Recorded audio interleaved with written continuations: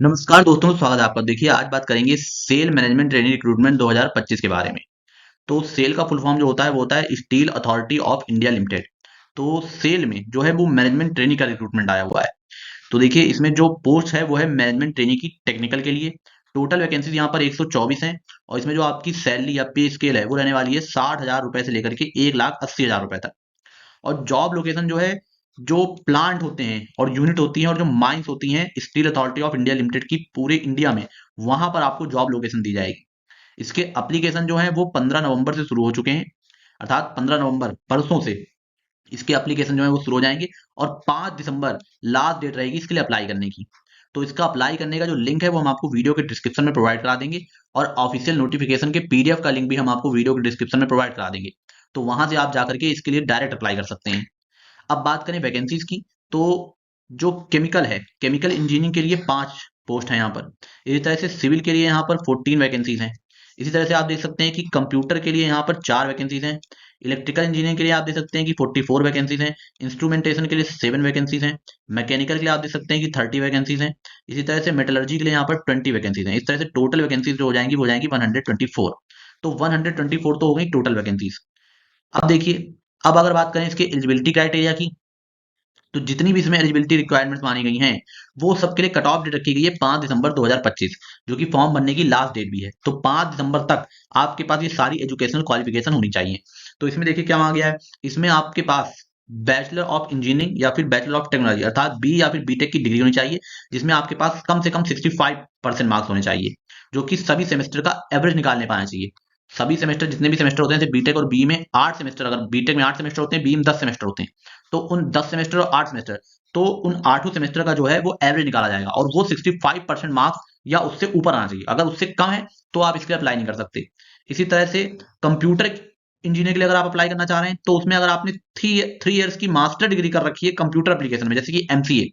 अब एमसीए आपने 2 ईयर का किया हुआ है तो आप इसके लिए अप्लाई नहीं कर सकते। 3 साल का अगर आपने एमसीए कर रखा है जिसमें आपके 65% मार्क्स हैं, तो फिर आप कंप्यूटर इंजीनियरिंग की पोस्ट के लिए अप्लाई कर सकते हैं। इसी तरह से, और ये जो रिक्वायर्ड क्वालिफिकेशन जो मांगी गई है ये आपकी किसी रिकॉग्नाइज इंस्टीट्यूट से होनी चाहिए, जो कि यूनिवर्सिटी ग्रांट कमीशन या फिर all India council of technical education के द्वारा जो रिकॉग्नाइज इंस्टीट्यूट है उनसे ही होनी चाहिए, तभी आपकी ये मान्य होगी। इसी तरह से अगर हम बात करें रिलैक्सेशन की, तो देखिए जो मार्क्स हैं उसमें रिलैक्सेशन प्रोवाइड किया जाएगा रिजर्व कैटेगरी, जैसे कि एससी एसटी, पीडब्ल्यूबीडी और डिपार्टमेंटल कैंडिडेट्स हैं जो सेल के, इनको इसमें अगर उनके 55% मार्क्स भी हैं उनकी डिग्री में, तो तब भी वो अप्लाई कर पाएंगे। अब अगर बात कर लेते हैं हम जो इंजीनियरिंग के डिसिप्लिन हैं, तो उनसे आप अप्लाई कर सकते हैं। जैसे कि अगर केमिकल इंजीनियरिंग के लिए अप्लाई करना चाह रहे हैं, तो आपने केमिकल इंजीनियरिंग कर रखा हो, टेक्नोलॉजी से बीटेक कर रखा हो या फिर इलेक्ट्रोकेमिकल इंजीनियरिंग से बीटेक कर रखा हो, तो आप अप्लाई कर सकते हैं। सिविल इंजीनियरिंग के लिए अप्लाई करना चाह रहे हैं तो आपने सिविल इंजीनियरिंग से बीटेक कर रखा हो तो अप्लाई कर सकते हैं। इसी तरह अगर आप कंप्यूटर से के लिए अप्लाई करना चाह रहे हैं तो आपने कंप्यूटर साइंस से, कंप्यूटर साइंस इंजीनियरिंग से, इंफॉर्मेशन टेक्नोलॉजी से, या फिर computer science and information technology से, या फिर 3 साल का एमसीए कर रखा हो, 3 साल का एमसीए, तो आप कंप्यूटर के लिए अप्लाई कर सकते हैं। इसी तरह से अगर आप इलेक्ट्रिकल इंजीनियर के लिए अप्लाई करना चाह रहे हैं, तो आपने इलेक्ट्रिकल इंजीनियरिंग से या फिर इलेक्ट्रिकल मशीन से, power systems and high voltage engineering से, पावर प्लांट इंजीनियरिंग से, इलेक्ट्रॉनिक्स एंड पावर इंजीनियरिंग से, पावर इलेक्ट्रॉनिक्स इंजीनियरिंग से, या फिर electrical instrumentation and control engineering, electrical and instrumentation engineering, electrical and mechanical engineering, power engineering, electrical and power engineering, electrical and electronics engineering, इन सब में से किसी से भी बी या फिर बीटेक अगर आपने कर रखा है तो आप इलेक्ट्रिकल के लिए अप्लाई कर सकते हैं। तो ये मैंने डिसिप्लिन लिख दिए हैं कि किस पोस्ट के लिए किस किस डिसिप्लिन से आपने बी या फिर बीटेक कर रखा है तो आप अप्लाई कर सकते हैं। इसी तरह से इंस्ट्रूमेंटेशन के लिए भी आप यहाँ पे पढ़ सकते हैं कि इन सारी, अगर इन जितने भी यहाँ पे लिखे हैं, इन सब में से आपने जिस जिस बेस, अगर किसी से भी अगर आपने बी या बीटेक कर रखा है तो आप इंस्ट्रूमेंटेशन के लिए अप्लाई कर सकते हैं। इसी तरह से मैकेनिकल के लिए आप पढ़ लीजिएगा, और ये मेटलर्जिकल के लिए भी आप देख सकते हैं। तो अब बात कर लेते हैं एज लिमिट की। तो देखिए, इसमें अपर एज लिमिट जो है वो 28 साल रखी गई है, जो कि 5 दिसंबर 2025 से कैलकुलेट की जाएगी। अर्थात आपकी उम्र जो है वो 28 साल से ज्यादा नहीं होनी चाहिए। और इसका मतलब ये भी है कि आपका जो जन्म है वो 5 दिसंबर 1997 से पहले भी नहीं हुआ होना चाहिए। आपका जन्म 5 दिसंबर 1997 के बाद हुआ होना चाहिए। ठीक है, तो ये हो गया। इसी तरह से एज रिलैक्सेशन की बात करें तो अपर एज लिमिट में एज रिलैक्सेशन प्रोवाइड किया गया है रिजर्व कैटेगरी को, जैसे एससी एसटी को 5 साल का, ओबीसी नॉन क्रीमी लेयर को 3 साल का, और अगर आप पर्सन विद बेंचमार्क डिसेबिलिटी से आते हैं लेकिन जनरल कैटेगरी से हैं तो 10 साल का। इसी तरह से पर्सन विद बेंचमार्क डिसेबिलिटी अगर एससी एसटी से आते हैं तो 15 साल का, और अगर person with benchmark disability OBC non creamy से आते हैं तो 13 साल का एज रिलैक्सेशन प्रोवाइड किया गया है।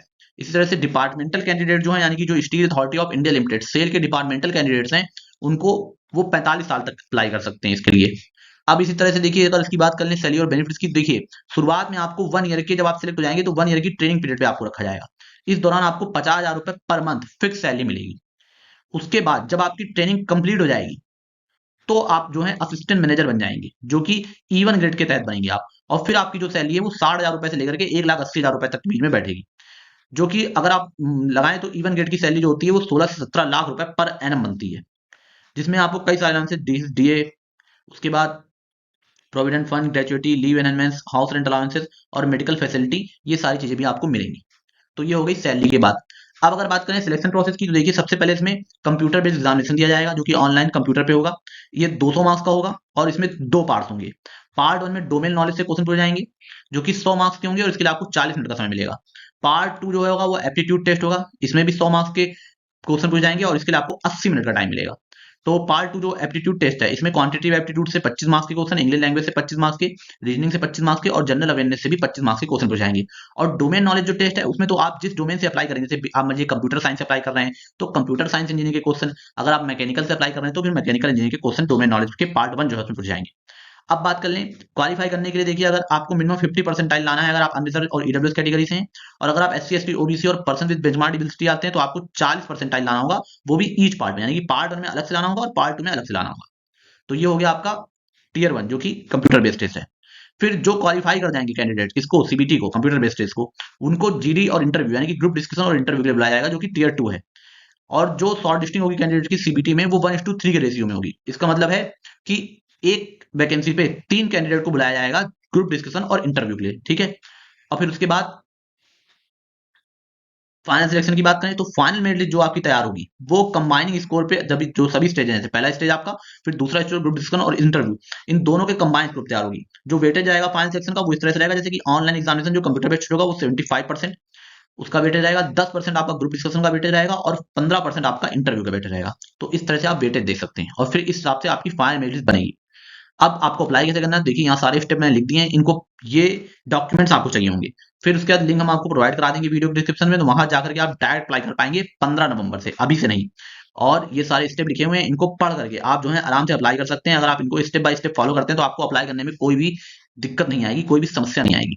इसी तरह से अगर इंपॉर्टेंट डेट्स की बात करें तो ऑनलाइन एप्लीकेशन जो है वो 15 नवंबर से शुरू होंगे और 5 दिसंबर लास्ट डेट रहेगी इसके लिए अप्लाई करने की। तो आप 5 दिसंबर का इंतजार मत करिए, पहले ही आप जो है इसके लिए अप्लाई कर दीजिए। और ऑनलाइन एग्जामिनेशन की डेट भी देखिए बता दी गई है, जनवरी या फरवरी 2026 में संभव है कि आपका जो सीबीटी होना है वो हो जाए। तो आप अभी से इसकी तैयारी में जुट जाइए। अब बात करें जनरल ओबीसी नॉन क्रिमिनल और ईडब्ल्यूएस कैंडिडेट के लिए, तो उनके लिए देखिए यहाँ पर फीस जो है वो 1,050 रुपए रखी गई है। SC ST person with benchmark disability या एक्स सर्विसमैन या फिर डिपार्टमेंटल कैंडिडेट हैं, अगर सेल के यानी steel authority of India limited के डिपार्टमेंटल कैंडिडेट हैं या फिर एससी एसटी से आते हैं तो आपके लिए 300 रुपए फीस रखी गई है। तो ये हो गया फीस के बारे में। तो बस अब इसमें इतना ही था बताने के लिए। अब अगर आपको हमारा वीडियो पसंद आता हो तो आपसे रिक्वेस्ट है कि आप वीडियो को लाइक करिए, इस जानकारी को अपने दोस्तों के साथ साझा करिए, चैनल को सब्सक्राइब जरूर कर लिया करिए आप लोग। बहुत बहुत धन्यवाद आपका।